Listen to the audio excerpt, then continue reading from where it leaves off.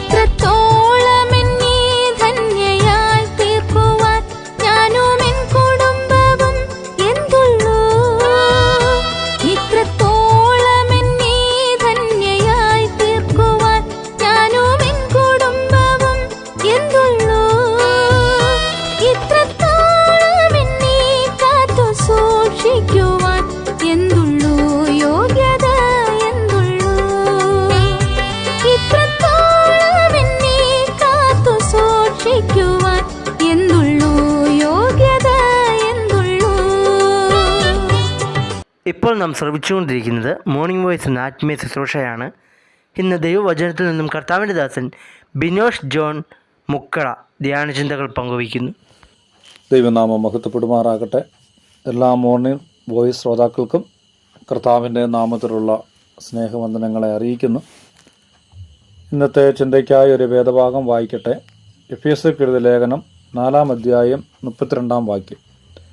നിങ്ങൾ തമ്മിൽ ദയയും മനസ്സിലുള്ളവരായി ദൈവം ക്രിസ്തുവിൽ നിങ്ങളോട് ക്ഷമിച്ചതുപോലെ അന്യോന്യം ക്ഷമിപ്പിൻ. ഈ കാലയളവിൽ വിശ്വാസികളുടെ ജീവിതത്തിൽ കാണേണ്ട 3 ആത്മീയമായ കാര്യങ്ങൾ അപ്പോസ്തലനായിരിക്കുന്ന പൗലോസ് ഓർപ്പിക്കുന്നുണ്ട്. ദയ, മനസ്സലിവ്, ക്ഷമ. ഒരു ക്രിസ്തുഭക്തൻ്റെ ജീവിതത്തിൽ ഈ 3 ആത്മീയമായിരിക്കുന്ന ഗുണങ്ങൾ കാണേണ്ടത് അത്യാവശ്യമായിരിക്കുന്ന കാര്യമാണ്.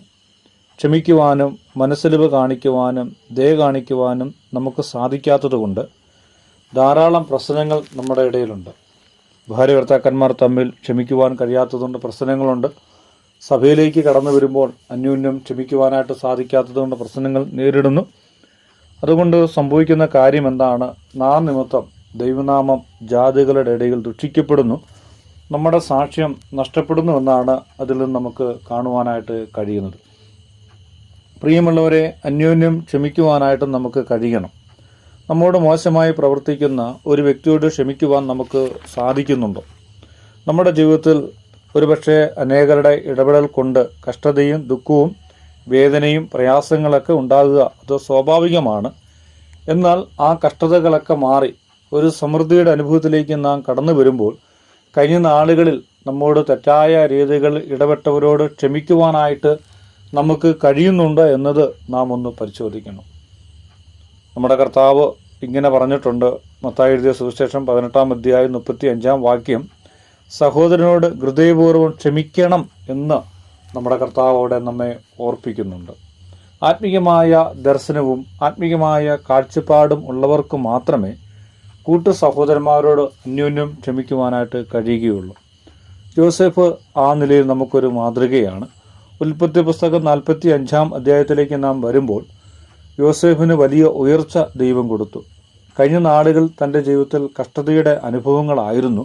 തന്നെ വേദനിപ്പിക്കുകയും തന്നെ ആ നിലയിൽ വളരെയധികം ബുദ്ധിമുട്ടിച്ച ഒരുപാട് വ്യക്തികളുണ്ടായിരുന്നുവെങ്കിൽ പോലും അവരോടൊന്നും തന്നെ പ്രതികാരം ചെയ്യുവാനായിട്ട്, അവരോട് മോശമായിട്ട് പ്രവർത്തിക്കുവാനായിട്ട് യോസേഫ് ഒരിക്കലും താല്പര്യപ്പെടുന്നില്ല. നേരെ മറിച്ച് ഈ 3 ആത്മീകമായിരിക്കുന്ന ഗുണങ്ങൾ യോസേഫിൽ കാണുവാനായിട്ട് നമുക്ക് കഴിയുന്നുണ്ട്.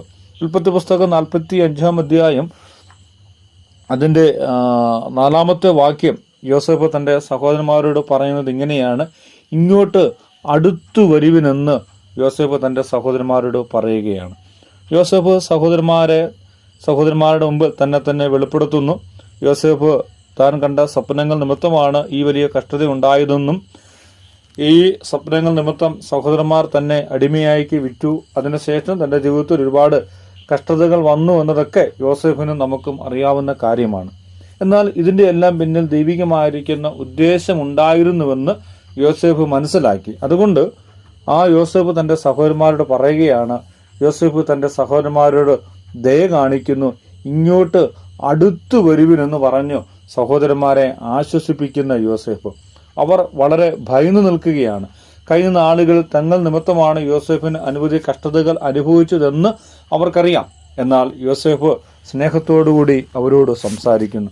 യോസേഫിൻ്റെ വാക്കുകൾ വളരെ സ്നേഹമുള്ള വാക്കുകളായിരുന്നു. സഹോദരന്മാരെ തന്നിലേക്ക് ചേർത്ത് അടുപ്പിച്ച് നിർത്തുന്ന യോസേഫിനെയാണ് നമുക്കവിടെ കാണുവാനായിട്ട് കഴിയുന്നത്. പ്രിയമുള്ളവരെ, നമ്മുടെ ജീവിതത്തിൻ്റെ പ്രശ്നങ്ങൾ മാറി സമൃദ്ധിയുടെ ഒരു അനുഭവത്തിലേക്ക് കടന്നു വരുമ്പോൾ കഴിഞ്ഞ നാളുകളിൽ നമ്മോട് ഇടപെട്ടവരോട് നാം എങ്ങനെയാണ് പ്രവർത്തിക്കുന്നത്, നാം എങ്ങനെയാണ് അവരോട് പെരുമാറുന്നത് നാം ഒന്ന് ചിന്തിക്കേണ്ടത് വളരെ ആവശ്യമാണ്. ക്ഷമിക്കുവാൻ കഴിയുന്ന ഒരു മനസ്സ് നമുക്കുണ്ടെങ്കിൽ അവരോട് ദയ കാണിക്കുവാനായിട്ട് കഴിയും. ഭൂതകാലത്ത് നമ്മെ വേദനിപ്പിച്ചവരെ, കഷ്ടപ്പെടുത്തിയവരോട് ക്ഷമിക്കുവാനായിട്ട് നമുക്ക് കഴിയണം. അവരോട് ദയ കാണിക്കുവാനായിട്ട് നമുക്ക് സാധിക്കണം.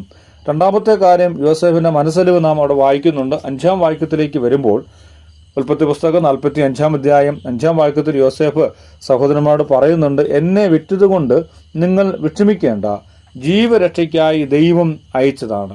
പ്രിയപ്പെട്ടവരെ, യോസേഫ് തന്റെ സഹോദരന്മാരോട് പറയുകയാണ്, ഈ ഒരു അനുഭവം എനിക്ക് വന്നതുകൊണ്ട് നിങ്ങൾ വിഷമിക്കേണ്ട കാര്യമില്ല, നിങ്ങൾ വ്യസനിക്കേണ്ട കാര്യമില്ല. ദൈവം എന്നെ ഇതിലേക്ക് പറഞ്ഞയച്ചു. എന്നാൽ ഇതിന്റെ എല്ലാം പിന്നിൽ ദൈവത്തിന്റെ ഉദ്ദേശമുണ്ടായിരുന്നുവെന്ന് യോസേഫ് മനസ്സിലാക്കി. എല്ലാ അനിഷ്ട സംഭവങ്ങൾക്ക് പിന്നിൽ പ്രവർത്തിക്കുന്ന ദൈവികമായിരിക്കുന്ന കരുതൽ യോസേഫ് മനസ്സിലാക്കി. അത് ദൈവികമായ കരുതലായിരുന്നു എന്ന് മനസ്സിലാക്കുവാനുള്ള ആത്മീകമായ ഒരു കാഴ്ചപ്പാട്, ആത്മീകമായിരിക്കുന്ന ഒരു ദർശനം യോസേഫിന് ഉണ്ടായിരുന്നത് കൊണ്ട് തന്റെ സഹോദരന്മാരോട് മനസ്സലിവ് കാണിക്കുവാനും യോസേഫിന് സാധിച്ചു എന്നത് നമുക്കിവിടെ മനസ്സിലാക്കുവാനായിട്ട് കഴിയുന്നുണ്ട്. യോസേഫ് തന്റെ സഹോദരന്മാരോട് മനസ്സലിവ് കാണിക്കുകയാണ്. കഴിഞ്ഞ നാളുകളിൽ, നമ്മുടെ ജീവിതത്തിന്റെ പരിശോധന നാളുകളിൽ, നമ്മുടെ ജീവിതത്തിൽ തിക്ത അനുഭവങ്ങൾ നൽകിയിരിക്കുന്ന ഒരുപാട് വ്യക്തികൾ ഒരുപക്ഷെ നമ്മുടെ ചുറ്റുപാടിൽ ഉണ്ടായിരിക്കുവാനുള്ള സാധ്യത വളരെ അധികമാണ്. എന്നാൽ ആ അനുഭവങ്ങളിൽ ദൈവം നമ്മെ മാറ്റി അനുഗ്രഹിക്കപ്പെട്ട ആത്മീയമായിരിക്കുന്ന സന്തോഷത്തിലേക്ക്, സമാധാനത്തിലേക്ക് നമ്മെ കൊണ്ടെത്തിക്കുമ്പോൾ ഇങ്ങനെയുള്ളവരോട് നമ്മുടെ മനോഭാവം എന്താണ്? അവരോട് മനസ്സലിവ് കാണിക്കുവാനായിട്ട് നമുക്ക് കഴിയുന്നുണ്ടോ? അത് നമുക്ക് സാധിക്കുന്നുണ്ടോ? ദൈവമാണ് ആ നിലയിൽ എന്നെ പറഞ്ഞു വിട്ടത്, ദൈവമാണ് ആ ഒരു പരിശോധന എനിക്ക് നൽകിയത്, ദൈവത്തിൻ്റെ ഇഷ്ടമായിരുന്നു എന്ന് നമുക്കത് മനസ്സിലാക്കി അവരോട് ക്ഷമിക്കുവാനായിട്ട് കഴിയണം. മറ്റൊരു കാര്യം നാം അതിന് 8-ാം വാക്യത്തിൽ വായിക്കുന്നുണ്ട്. യോസേഫ് പറയാണ്, ദൈവം അത്ര എന്നെ ഇങ്ങോട്ട് അയച്ചത്. അത് യോസേഫ് സഹോദരന്മാരോട് ക്ഷമ കാണിച്ചു എന്നത് ഈ വാക്യത്തിൽ നമുക്ക് വ്യക്തമാണ്. യോസേഫ് പറയാണ്, നിങ്ങൾ നിമിത്തമല്ല, നിങ്ങളുടെ ഇടപെടൽ നിമിത്തമല്ല, ദൈവത്തിനൊരു പദ്ധതി ഉണ്ടായിരുന്നു, ദൈവത്തിനൊരു ഉദ്ദേശമുണ്ടായിരുന്നു. ആ ദൈവികമായിരിക്കുന്ന ഉദ്ദേശം നിറവേറ്റുവാനായിട്ട് നിങ്ങൾക്ക് വേണ്ടി ദൈവം എന്നെ അയച്ചു. മിസ്രൈമിലെ മന്ത്രിയാകുവാനായിട്ട് ദൈവം യോസേഫിനെ കുറിച്ച് തീരുമാനിച്ച കാര്യമാണ്.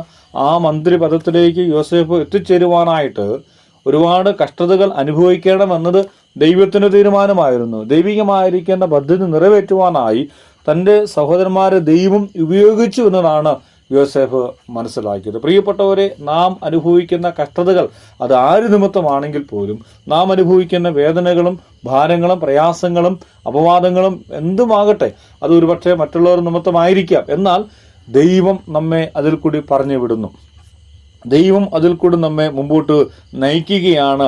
അത് ദൈവം തീരുമാനിച്ചു വെച്ചിരിക്കുന്ന കാര്യമാണ് എന്ന് മനസ്സിലാക്കുമ്പോഴാണ് അവരോട് നമുക്ക് ക്ഷമിക്കുവാനായിട്ട് കഴിയുന്നത്. പ്രിയപ്പെട്ടവർ, എല്ലാ കഷ്ടതകളുടെയും പിന്നിൽ അതിൻ്റെയൊക്കെ അവസാനം ഒരു നല്ല പ്രതിഫലം നമുക്ക് കാണുവാനായിട്ട് കഴിയുന്നുണ്ട്. യോസേഫിനെ സംബന്ധിച്ചും ആ ഒരു വലിയ പ്രതിഫലം യോസേഫിന് ദൈവം ഒരുക്കി. മിസ്രൈമിനെ ഭരിക്കുക എന്നതായിരുന്നു യോസേഫിന് ദൈവം കൊടുത്ത പ്രതിഫലം. നമ്മുടെയൊക്കെ ആത്മീയമായിരിക്കുന്ന ജീവിതത്തിൽ കഷ്ടതകൾ കൂടി, പ്രശ്നങ്ങൾ കൂടി നാം കടന്നു പോകുമ്പോൾ അതിന് പിന്നിൽ വലിയൊരു പ്രതിഫലം ദൈവം നമുക്ക് വേണ്ടി ഒരുക്കി വെച്ചിട്ടുണ്ട്.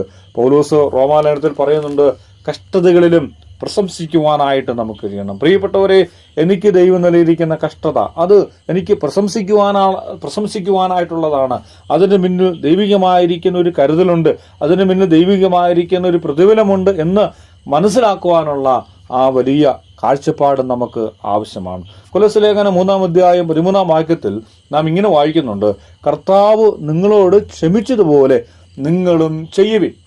കൂട്ടുസഹോദരന്മാരോട്, കൂട്ടുവിശ്വാസികളോട് ക്ഷമിക്കുവാനായിട്ട് നമുക്ക് കഴിഞ്ഞാൽ അത് എത്രയോ സന്തോഷകരമായിരിക്കുന്ന ഒരു അനുഭവമാണ്. പ്രിയമുള്ളവരെ, നമ്മുടെ ജീവിതത്തിൽ മറ്റുള്ളവരോട് ക്ഷമിക്കുവാനും, മറ്റുള്ളവരോട് ദയ കാണിക്കുവാനും, മറ്റുള്ളവരുടെ മനസ്സലിവ് കാണിക്കുവാനും നമുക്ക് സാധിച്ചാൽ തീർച്ചയായും അത് ദൈവനാമം മഹത്വപ്പെടുവാൻ തക്കവണ്ണം കാരണമായി തീരുമെന്നത് നമുക്ക് മനസ്സിലാക്കുവാനായിട്ട് കഴിയുന്നുണ്ട്. ഈ യോസേഫിൻ്റെ ജീവിതത്തിൽ ഈ 3 ആത്മീയമായിരിക്കുന്ന ഗുണങ്ങൾ ഉണ്ടായിരുന്ന പോലെ നമ്മുടെയും ജീവിതത്തിൽ ഈ 3 ഗുണങ്ങൾ നിറവേറ്റിക്കൊണ്ട് മറ്റുള്ളവർ ക്ഷമിച്ച് ദൈവസ്നേഹം പങ്കിടുവാനും നാം നിമിത്തം കർത്താവിൻ്റെ നാമം മഹത്വപ്പെടുവാനായിട്ട് ദൈവം നമ്മെ സഹായിക്കട്ടെ. ദൈവനാമം എന്നും എന്നേക്കും മഹിമപ്പെടുമാറാകട്ടെ. ആമേൻ.